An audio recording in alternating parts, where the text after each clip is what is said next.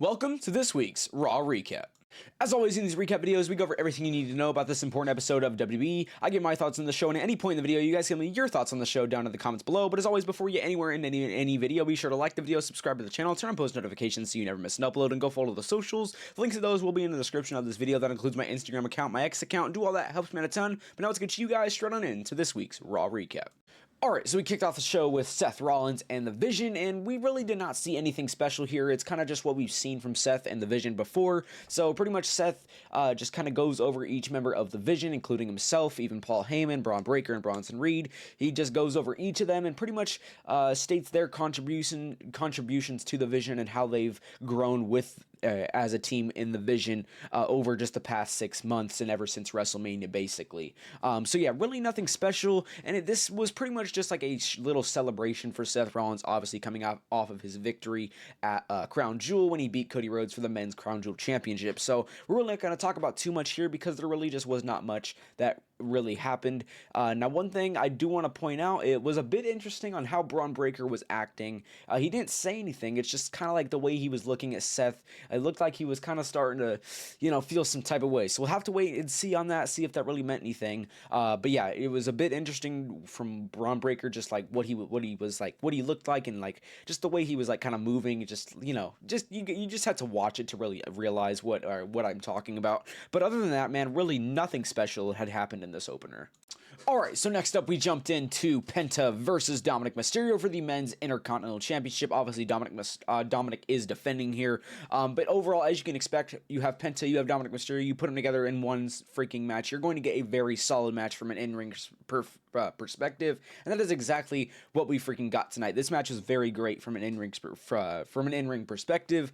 And inevitably, throughout this match, we would see Rusev come out, and then that would it would pretty much cost Penta a little bit, because that allowed Dominic Mysterio to go over to the where the timekeepers area, and he would actually end up grabbing the hammer that like rings the bell when, like, at the end of matches or at the start of matches. And then what he does is he whacks Penta with it, and obviously the referee is distracted at that time, and then he puts in his boot, hits the 619, and the match is over, and Dominic Mysterio does win. So honestly, in my opinion, a very charismatic, very interesting way to win that one. But overall, for a very solid match, and I think this match is really just giving us a taste of what to expect from the Men's Intercontinental Division over the next few months, or even just the next month, or just few weeks on Raw. It's probably just going to be Dominic, it's going to be Rusev, and it's probably just going to be Penta. Those three guys is who you can expect to just see constantly in the Men's Intercontinental title division over the next few weeks and even month.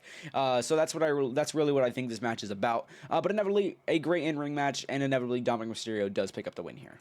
Alright, and now we jumped into Rhea Ripley versus Kairi Sane, and you guys probably already know what my thoughts are going to be. From an in-ring perspective, yes, this match was very freaking good in my opinion. From an in-ring perspective, these women did freaking great tonight, but really, you can't just have, I've mentioned this before, you cannot just have a great in-ring match and no storyline, and I get there is a storyline, but it's just, I don't understand this freaking storyline that they're trying to build anymore. You already had the Kabuki Warriors lose after literally making their major heel turn at Crown Jewel, and yeah, it really feels like where did the feud even go? What's the point of even dragging it out anymore? You might as well just freaking end this feud. I really just don't care to really see this feud anymore that they're trying to build. I don't know if it's going to get any better, because like I keep mentioning week after week, in my eyes, this feud is dead, man, and Crown Jewel just proved my statements to be true, that this feud is dead, man.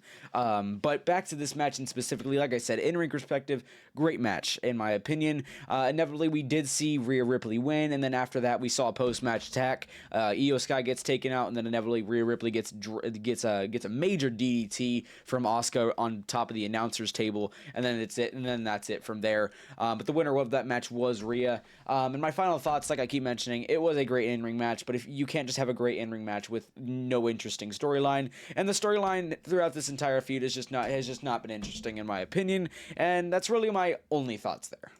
All right, and now we jumped into Bronson Reed versus Jimmy Uso, and as you can expect, man, a guy who literally just defeated the Tribal Chief Roman Reigns, a guy who literally reigned for 4 years. Bronson Reed literally just defeated Roman, so as you can expect in this match, he's going to be very freaking unstoppable. Now, not too unstoppable of the point that it was like a squash match. This match was definitely not like a squash match, but for primarily throughout the match, it was definitely Bronson Reed on top, and obviously that remained the same at the end of the match because inevitably we did see Bronson Reed win this one, and then we saw Braun Breaker come out post-match, and then both of them were about to launch a post-match attack on Jimmy Uso, but before Braun Breaker could spear Jimmy Uso through the barricade, we saw Jey Uso come out, and he obviously comes to save Jimmy Uso, and then, you know, the Usos do stand tall, but then we do see, you can kind of hear it a little bit, it's very vague, but you can hear you can hear Jey talking to Jimmy. He's kind of like, I told you, man, like basically telling him, like, he told him that this was more likely going to happen. Pretty much just Jey trying to tell him, like, you know, I told you, man, you should have listened, basically, type of thing. But yeah, then we see Jey walk out, kind of like a little bit pissed off, as he has been the past few weeks. And then that's really it, man. But inevitably, just considering this overall match, I think it was. I think it wasn't anything crazy. It's just Bronson Reed pretty much being an unstoppable force, and then obviously whatever, you know, all that stuff that happened in the post match. So overall, I just say, you know, it's just kind of your standard weekly thing that we do see with the majority of these guys, and there's really nothing else to it. Alright, and next up we jumped into Bayley and Lyra Valkyria versus the Judgment Day of Raquel Rodriguez and Roxanne Perez. And honestly, man, really nothing special happened in this match, but this match also wasn't bad. It's just really nothing special had happened in this match, nothing groundbreaking, just kind of the same stuff that we've seen from these women just the past few weeks. I mean, you know, you have that kind of like evil and then happy side of Bayley play out through this match, but inevitably we did see Lyra Valkyria and Bayley win this one, which is pretty cool, I guess, but really there's not much to talk about because it's just kind of been the same stuff happening over the past few weeks. Nothing different, nothing changed, nothing different at all. It's just the same match, just a different week, if you ask me. Yeah, I mean, that's really all you got to know, but inevitably Bayley and Lyra Valkyria do pick up the win here. Alright, now we jumped into a very short and sweet segment. So we see La Primera, Stephanie Vaquer. She gets, you know, kind of like a little interview. She just kind of, they ask her, you know, what's really, like, how does she feel after, you know, 48 hours of being Crown Jewel champion? How does it feel to win that? Obviously, she says blessed. It's been amazing. It's awesome. You know, everything that you can imagine, most likely. She pretty much said it. And then we see what is going to be probably the next big feud, or the next feud for the Women's World Champion. It is going to be Roxanne Perez, because Roxanne Perez comes out and erupts, and pretty much what she says is that she should have been at WrestlePalooza. She should be holding the Women's World Champion and the Crown Jewel Champion, not Stephanie Vaquer.